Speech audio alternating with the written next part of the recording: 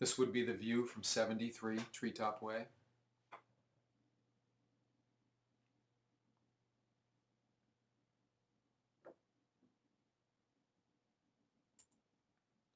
This would be the view of 64 Treetop from 55 Treetop Way.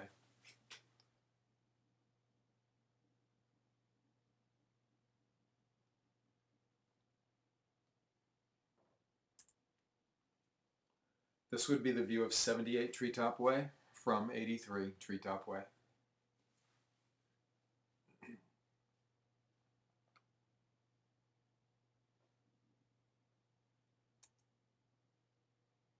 This would be the view from 39 Dyer Pass.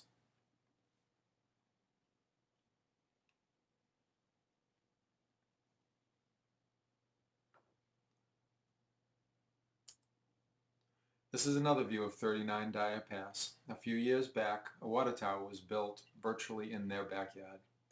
I'm sure they don't love it, but everyone understands that water towers have to be near residential areas. Wind turbines do not. 39 Dyer Pass abuts 3 properties on Buckskin Pass and Pine Mountain Road. They're at a similar elevation. I didn't perform any modeling or photo simulations here, but I'm reluctant to conclude that the towers are not visible, as Sustainable New Energy did, based upon a single photo simulation that was done in this neighborhood. And back to 72 Treetop Way, also known as 65 Treetop Way. So I'd conclude that there are many views of the project.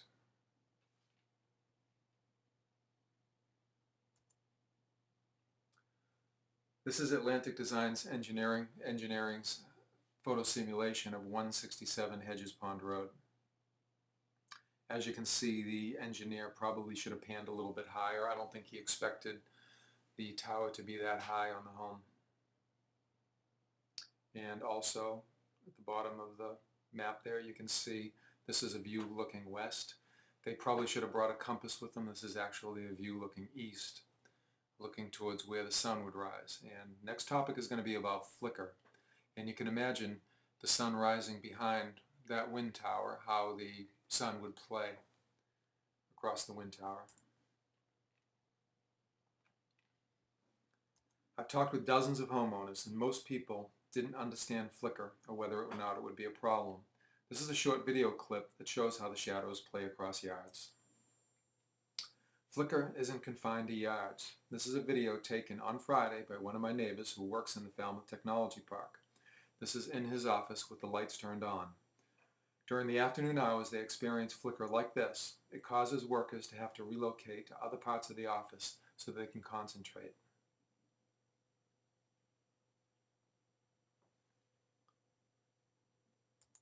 This is what the Plymouth bylaw has to say about flicker.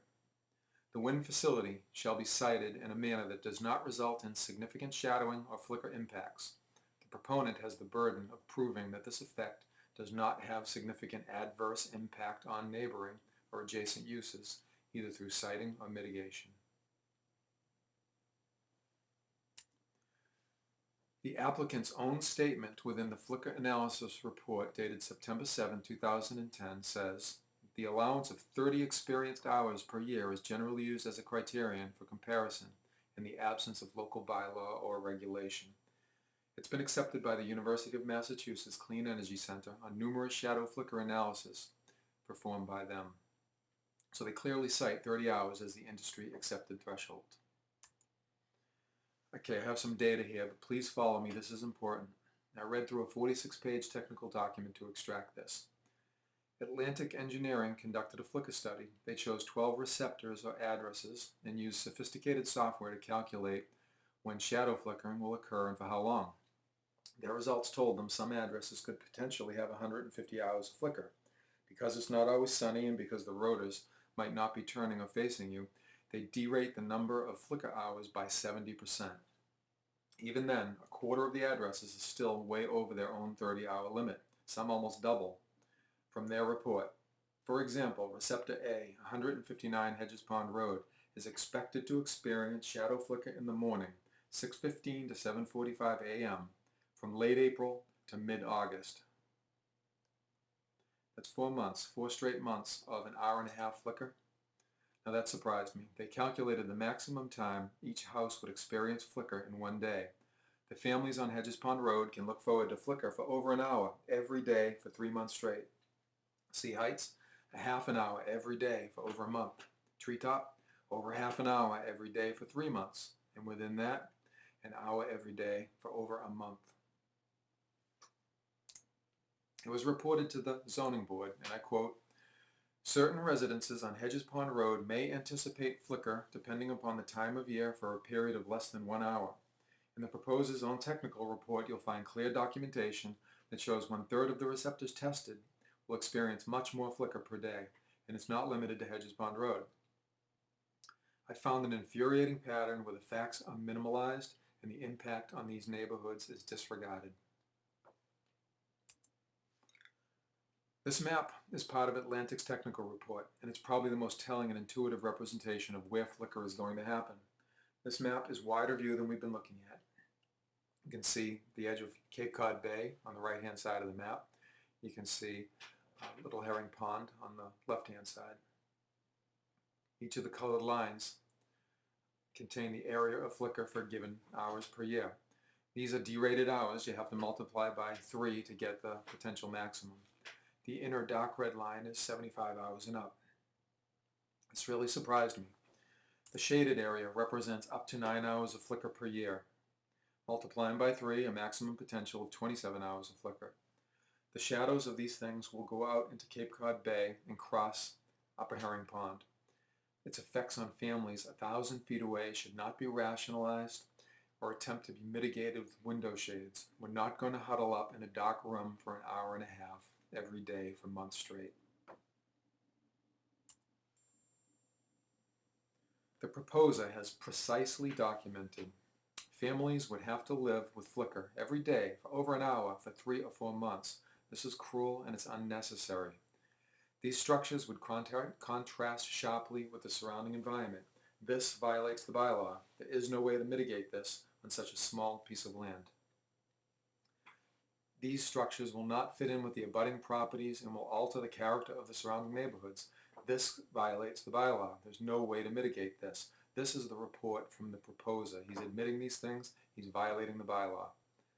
25% of the addresses tested exceed the flicker guideline. This violates the bylaw. The proposer has talked about mitigating flicker through the use of window shades, growing trees and shrubs. Also talked about turning off the turbine for certain periods. Right now they're predicting a 27% efficiency, and 25% is the required limit. If they're turning this thing off for several hours a day, they're going to fall below that 25% requirement. I've demonstrated the impact on neighborhoods is substantially worse than what Sustainable New Energy reported to the Planning Board and to the Zoning Board.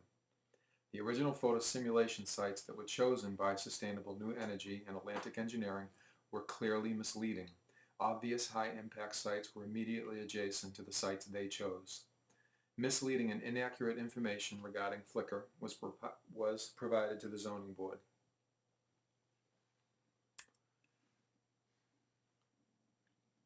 The primary purpose of zoning is to segregate uses that are incompatible.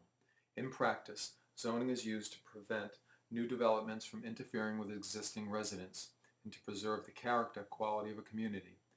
In Jim Sweeney's own words during a telephone call with me on Thursday morning, November 4th, the day the neighborhood learned of this proposal, these things will be seen from everywhere.